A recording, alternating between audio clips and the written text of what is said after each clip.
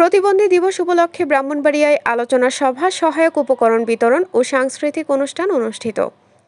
কসবা টিভির desk report, Brahmanbaria প্রতিনিধি। সাথে আছি আমি ফারজানা রূপা।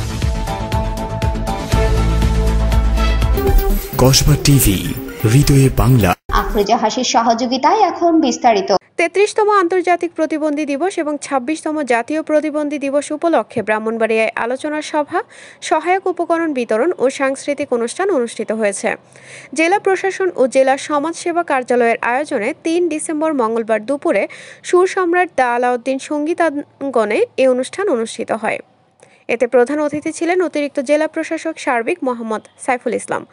জেলা সমাজসেবা কার্যালয়ের উপপরিচালক আব্দুল কায়ুমের সভাপতিত্বে বিশেষ অতিথি ছিলেন জেলা সিভিল সার্জন ডাক্তার মোহাম্মদ নোমান মিয়া, ব্রাহ্মণবাড়িয়া প্রেস ক্লাবের সাধারণ সম্পাদক জাভেদ রহিম বিজন সহ প্রমুখ। অনুষ্ঠান শেষে প্রতিবন্ধীদের মাঝে হুইল চেয়ার বিতরণ করেন অতিথিবৃন্দ।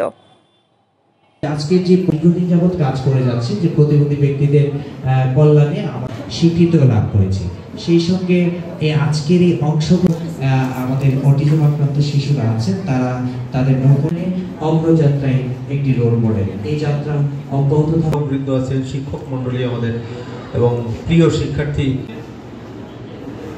কিছু কিছু ভাতা দেওয়া হচ্ছে। বক্তব্য শুনতে পারলে আমরা এবং আমাদের যারা উপবিষ্ট সামনে সর্বোপরি ব্রাহ্মণবাড়িয়ার ভাই ও আজকে যাদেরকে নিয়ে অনুষ্ঠান